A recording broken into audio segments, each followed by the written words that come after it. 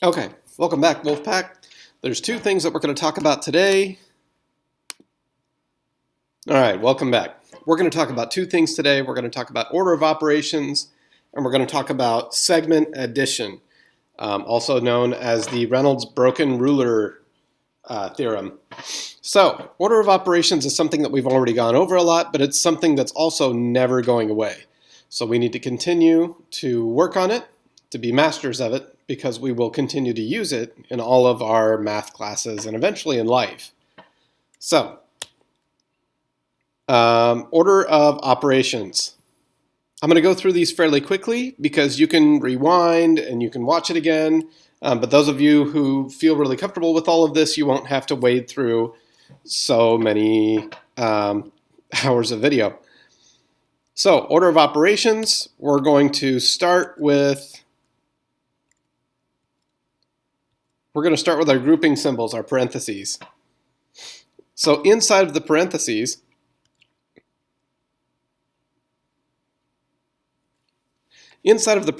we have 4 plus 10 divided by 2. So working with order of operations, please excuse my dear Aunt Sally, or however you remember it, keep track of it. Remember that division is going to come before addition. So we're going to go ahead and take care of that. 10 divided by 2 is 5, so now we're left with 4 plus 5, which is 9. So since this is our only remaining order of operations, we're just going to do that. We're left with 9. Let's plug that back in. Now we're going to bring it back into the rest of the problem. So here's what we had, here's what we have now. So now we have 1 minus 5 times 9. Well, what comes first, multiplication or subtraction? Well, the subtraction is first here, but we do multiplication first, right? So we're going to take care of our multiplication. 5 times 9 is 45. Now we're going to do 1 minus 45, and we get negative 44. Sorry, little goof there. Okay, so this is what it should look like written down on paper. We have our original problem written down, and please write this down on your own paper as we're going along so that you can get the practice in it. So first thing that we're going to do is parentheses. Inside of the parentheses, the first thing that we're going to do is division. So 4 plus 5, 9, because that's the second thing we're going to do because we're still inside the parentheses. So it's like being inside of the parentheses has its own order of operations. And then we do 1 minus 45, and we get negative 44. Negative 44, not positive 44. My mistake. So showing all of these steps is absolutely crucial because we're going to end up putting a bunch of letters in there. And so knowing how to do it numerically will help you when we do it algebraically, so that when we do it geometrically, you're not trying to learn 3 things at once. Okay, so don't worry about this slide. Actually, sorry, let's go back to it. What some people did or do, these are common mistakes. So some people will just distribute the 5. So you do negative 5 times 4, which is negative 20, negative 5 times 10, which is minus 50, and then negative 5 times divide by 2, and oh no, what do we do with that? And then there's that giant question mark, because how do you do negative 5 times a divide by 2? So that doesn't really work. Or what some people will do is they'll go just straight from left to right. And so they did 1 minus 5, which is negative 4. And then they start doing some combination of, well, then they do the parentheses, and they kind of go from there. But it gets really weird because you didn't do it in the right order. So remember, don't just go from left to right. Use your order of operations. Parentheses, exponents, multiplication and division from left to right, and then addition and subtraction from left to right. We will continue to work on this.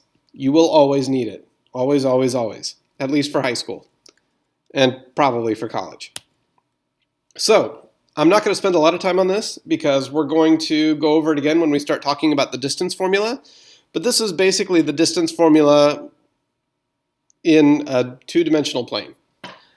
or a one-dimensional plane rather, sorry. So it just goes side to side and that's it. So we're doing the absolute value of the second point minus the first point. Remember that these are called subscripts. That's going to come in handy later. So I'm going to keep on keeping on. You can look at this if you want. We're going to go into it more in depth later. So the absolute value of 10 minus 16, negative 6, but the absolute value of negative 6 is a positive 6. Because you never have a negative distance. You don't say, I'm going negative 3 miles to McDonald's. Do you want anything? Okay, segment addition postulate, also known as the broken ruler theorem. This is where I need everybody to focus again. So essentially what it is if I take my segments, it's the same as the whole. If I take AB, segment AB, and I add segment BC, BC is the green one, then it's the same as segment A to C. If AC was a ruler and I broke it, but not really in half, AB is part of the ruler, BC is the other part of the ruler, but if I stick them back together, it'll still be as long as the original ruler, right? So if you add the pieces, they're as big as the whole. If you add the pieces, it equals the whole. We're going to do that algebraically.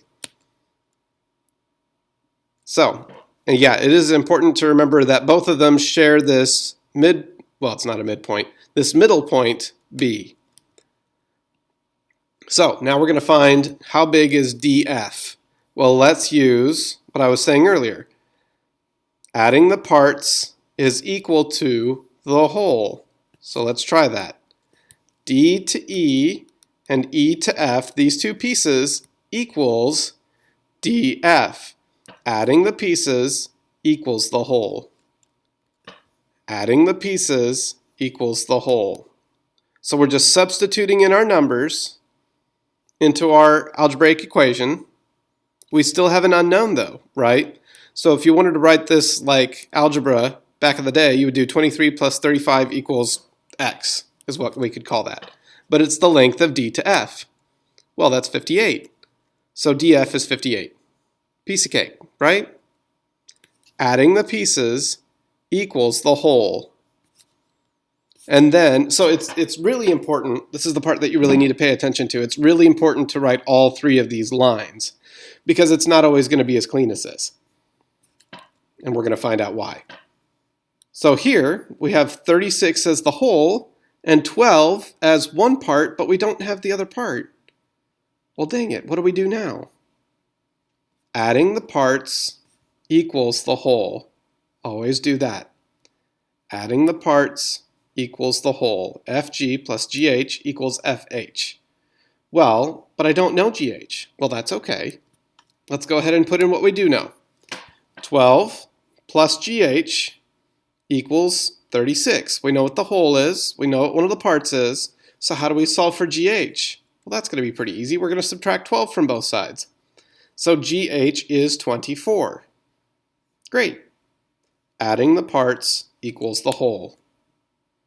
Okay, so this is something that's really important too. All of the points in your segment addition need to be collinear. If you don't remember what collinear is, go back to your vocab.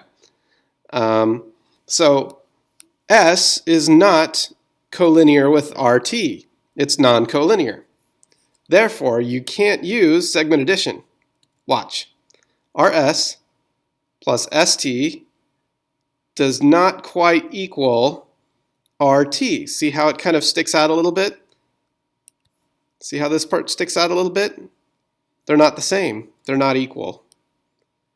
RS plus ST is greater than RT. So if we added these two together, it's greater than the whole. So we can't use that for segment addition. All right, so this is where it gets a little bit tricky. And you go, oh no, there's letters now. But don't freak out. Adding the parts equals the whole. AB plus BC equals AC. So, AB plus BC equals AC. Writing this part down is crucially important. The first step in geometry is always the hardest, and it's going to be the most important. Turning this from a geometry problem into an algebra problem is crucial. So AB is written in green, that's the 3x plus 1, plus BC, which is 2x minus 4. You can put parentheses around these if you want. That'll help keep them separate. Equals the whole, which is 17. Adding the parts equals the whole. So if I combine like terms, 3x and 2x are like terms, that's 5x. A plus 1 plus a minus 4 is going to be negative 3 equals 17. Now if you want to combine your like terms in 2 steps, that's great, because then you can better see what you're doing. But if you want to do it all in 1 step, that's fine too. So I'm going to add 3 to both sides, because we've been practicing our 1 and 2 step equations. And we're going to start practicing multi-step equations soon. So I'm going to add 3 to both sides, and I get 5x equals 20, divide by 5, x equals 4. Great. Does that make sense? Let me know if it doesn't. Here's the parts. Add the parts. It equals the whole. Let's plug the x equals 4 back in. So all I'm doing is evaluating these two expressions, right? So 3 times 4 plus 1. Oh no, we're back to order of operations. What do I do first? Well, I do multiplication first and then addition, right? So 3 times 4 is 12 plus 1 is 13. 2 times 4 is 8 minus 4 is 4. So AB, the length of AB is 13 units long. The length of BC is 4 units long. Does 13 plus 4 equal 17? Sure does. Adding the parts equals the whole. Okay, so that's it for right now. Please practice it. Go back and rewatch if you need to. Watch the other videos if you need to. Thank you, everybody. Let me know if you need help.